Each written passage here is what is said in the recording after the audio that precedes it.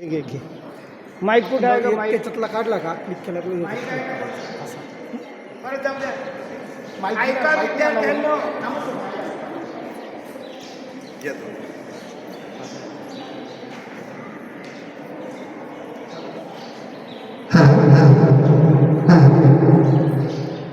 ऐका विद्यार्थ्यांनो, हे आज माझ्या जीवनातलं फार मोठं मानधन. मी कधीच मानधनासाठी काम करत नाही. मग ते मानधन कुठलं? ह्या छोट्या छोट्या मुली नऊवारी साडी घालतात. आणि बुलढाणा जिल्ह्यात 2012 साली जेव्हा गेलो होतो तर असं ते छोटे छोटे मुली त्यावेळी तिच्याची लहान लहान मुली होत्या, नऊवारी साडी घालणाऱ्या आणि मला ते शाळ आहे असं कसं केलं की ही जबाबदारी फार मोठी असते.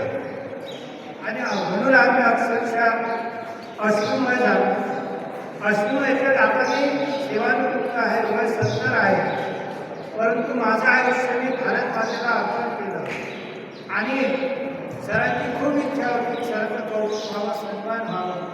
तर हे जे रेकॉर्डिंग आहे हा जो सगळं वृत्तांत आहे, मी डायरेक्ट राष्ट्रपती, उपराष्ट्रपती, पंतप्रधान सगळं दिल्लीच्या सचिवांना पाठवलं. ते दखल घेऊन न घेऊन आपले राज्यपाल त्याचा पण इम्पॅक्ट होतो. कारण आता छोट्या छोट्या मुलींची गाणं म्हणणं हे करणं असं वाटतं काय आहे विषय, पण ही एक सामाजिक जबाबदारी असते. तुम्ही आमच्याकडे आलात, आम्हाला काहीतरी देऊन जा आणि ते देण्यासाठी मी आलो. परंतु मी तुमचे निमित्त मात्र आहो. खरे तुमचे वडील जे आहेत, खरे जे समाज आहे की हे साहेब आहे.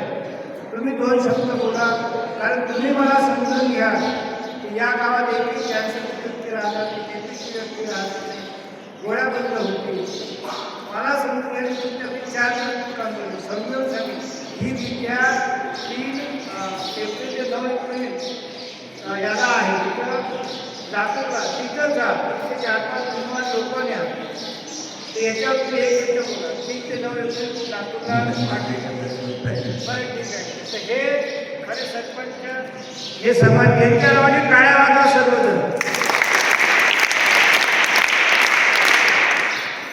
झाला माझा एक शेवटचा